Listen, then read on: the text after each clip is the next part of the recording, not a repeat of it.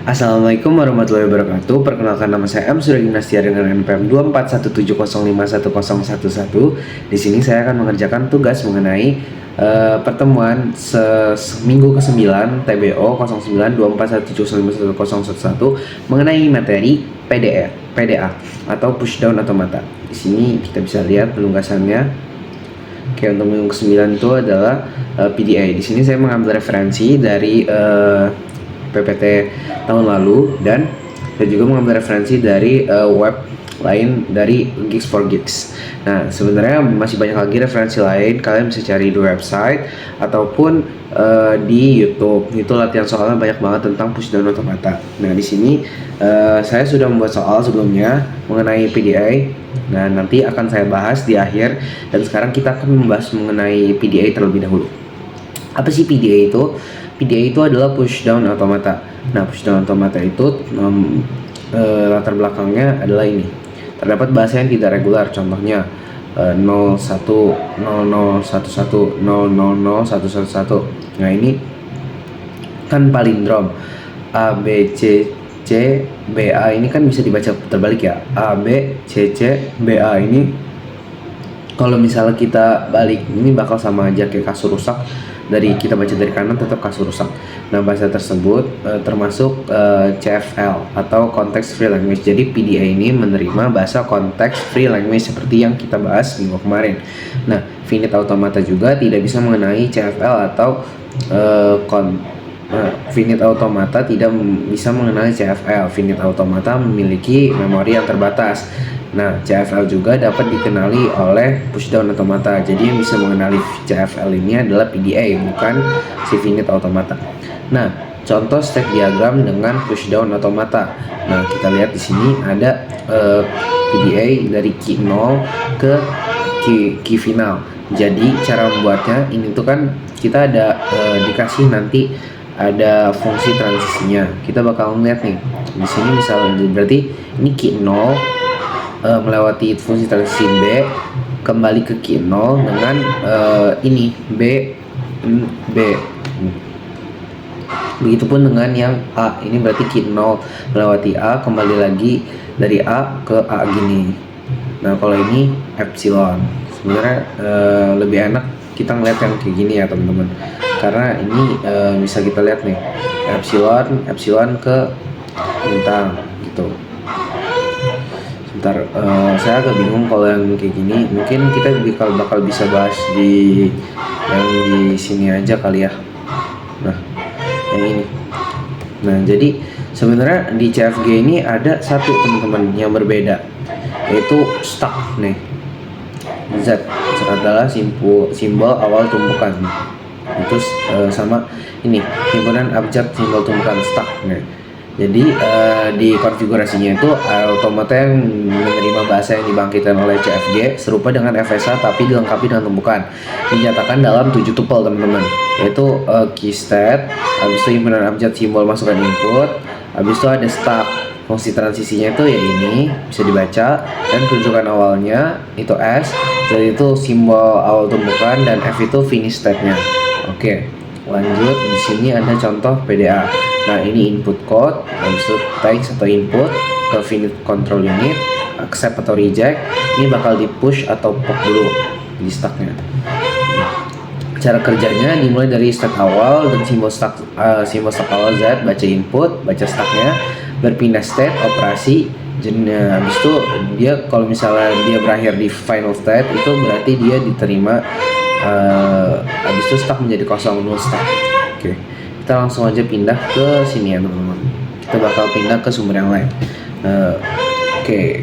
Ini automata pushdown atau pushdown automata PDA. Didefinisikan sebagai berikut, sama aja ya teman-teman kayak tadi. Nah, ini kita bakal, ini tuh namanya simbol pintu putar atau notasi turnstile yang mewakili satu langkah.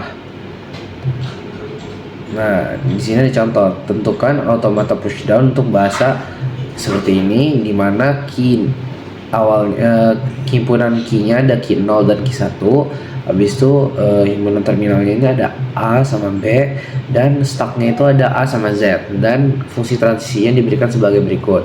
Mari kita melihat untuk bagaimana automata ini bekerja untuk A, B, B, B. Oke, kita lihat dulu untuk key 0. Yang pertama kan pasti Z ya teman-teman ya. Untuk key 0 belum ada transisi, itu stacknya Z, masih dari awal, dan stack after move-nya masih key 0. Terus kita cek untuk A3, B3. Nah, dari A dulu. Jadi kita cari di mana dia key 0 yang A menghasilkan Z. Key 0 A menghasilkan Z, karena menghasilkan Z di sini. Oh, ternyata ini teman-teman. Kita tulis lagi ini di sini menghasilkan AZ. Berarti kita tulis di sini AZ dan tetap di key 0 ternyata teman-teman. Nah ini bakal berulang terus. Kita cari A lagi. Di sini A yang menghasilkan A, karena paling depannya A kan, tapi di key 0. Key 0 A, karena A di sini key 0 A menghasilkan A stacknya. Berarti kita ngambil yang ini teman-teman. Nah, kita tulis di sini AA, terus kita ngambil yang AAZ. Terus tapi dia tetap move-nya di key 0. Berarti dia bakal hasilnya jadi kayak gini. Yang ketiga. Terus kita cari lagi yang A. Nah, kita nyari yang A di situ key 0 dan A. A kecil key 0, A kecil, A, sama aja kita tadi berarti ya teman-teman. Kita tulis lagi. Ini jadi udah 3A sama Z 1. Tapi dia tetap di key 0. Nah, lanjut sekarang udah pindah ke B. B yang keempat itu kita lihat di sini. Nah, kita cari yang B menghasilkan A, key 0 B A. Nah, ini kan, ini kita bakal tulis di sini Q1 epsilon. Q1 epsilon. Berarti kalau epsilon tandanya kita bakal ngepop si stack yang paling awal tadi, yang paling akhir di sini. Jadi kita keluarin, jadi A-nya sisa 2. Nah, state juga berubah tadi jadi Q1. Nah, habis itu dia bakal berulang seperti itu terus. Kita cari Q1BA. Karena kenapa Q1BA? Di sini kan ada Q1, terus di sini B kita nyarinya, terus di sini A terakhir. Kita lihat Q1BA itu menghasilkan Q1 epsilon, berarti sama aja kita pop lagi A-nya jadi sisa AZ. Nah, kita lihat lagi tetap Q1 B sama A, karena masih ada A sisa 1, kita pop lagi jadi sisa Z. Nah, kalau udah selesai kita bakal ngelihat set finalnya buat ngebuktiin. Jadi Q1E sama Z itu hasilnya apa coba? Q1E sama Z menghasilkan Q1 epsilon. Nah, karena menghasilkan Q1 epsilon, stacknya juga udah habis jadi epsilon, maka seperti yang kita lihat tadi, jika berakhir di final state, dia bakal diterima stringnya. Ini kita lihat tadi final state-nya kan udah pas, final state-nya kan Q1. Jadi karena dia diterima di Q1, maka dia diterima. Nah, ini ada penjelasannya. Awalnya keadaan automata adalah Q 0 dan simbol pada tumpukan Z. Masukannya A3, B3 seperti yang pada tunjukkan baris 1.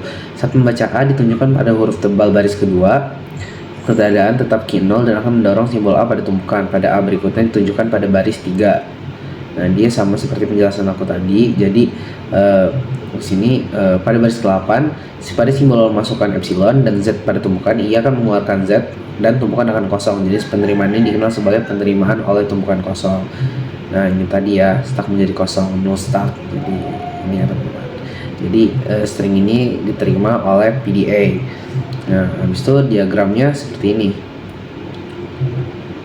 Diagram push down automata. Jadi Q0 dia ke A, habis itu dia ke Z, AZ. Jadi maksudnya gimana sih teman-teman yang AZ ini? Nah, ini kan ada AZ, dia bakal balik lagi ke sini. Tuh, Z ke AZ. Terus dia A, no, balik lagi ke no. Jadi ditulisnya seperti ini ya teman-teman. Jadi diagram push down automata dalam bentuk automatanya dia bakal kayak gini diagramnya. Oke. Mungkin itu saja yang bisa dijelasin tentang PDA. Nah, kita lanjut ke contoh soal yang sudah saya buat. Nah, contoh soalnya itu, jadi saya membuat jika suatu PDA atau push down automata tidak menggunakan epsilon transition, maka akibatnya adalah, nah di sini kita bakal ngebahas satu-satu. Nah, ini penjelasannya. Kenapa tidak PDA menjadi deterministik? Karena menghapus state transition tidak otomatis membuat PDA menjadi deterministik, karena non-determinisme bisa tetap memunculkan dari pemilihan transisi berdasarkan input dan state. Jadi tanpa transition dia tidak selalu otomatis deterministik. Jadi ini salah ya teman-teman. Nah terus yang kedua, PDA tidak dapat mengenali bahasa konteks tertentu. Nah di sini kan udah dituliskan. Jadi PDA Contract Free Language. Jadi penjelasannya di sini karena transition adalah transisi dapat membaca simbol input. PDA bisa berpindah state dan memanipulasi state tanpa harus mengkonsumsi simbol dari input. Fungsi transition ini penting banget karena memberikan fleksibilitas non-deterministik, yaitu PDA bisa menebak kapan harus berhenti. Jadi kalau misalnya transition dihapus, maka PDA kemampuan non-deterministik. Akibatnya beberapa bahasa bebas konteks tidak dapat dikenali, khususnya membutuhkan pilihan atau guessing. Contohnya bahasa palindrom. Jadi itu wajib pakai deterministik ya teman-teman. Jadi ini jawaban yang benarnya. Kita bakal ngebahas lagi untuk PDA dapat mengenali semua bahasa regular, tidak, karena sudah dibantah dengan jawaban yang B tadi. Dan PDA berubah jadi Turing Machine ini tidak ya teman-teman, karena Turing Machine itu mempunyai infinite pitanya gitu dan kemampuan menulis, sehingga kalau dalam PDA itu cuma mempunyai stack. Jadi ini salah ya teman. Jadi jawabannya itu yang B. Mungkin sekian penjelasan yang dapat saya berikan, kurang lebihnya mohon maaf. Terima kasih dan wassalamualaikum warahmatullahi wabarakatuh.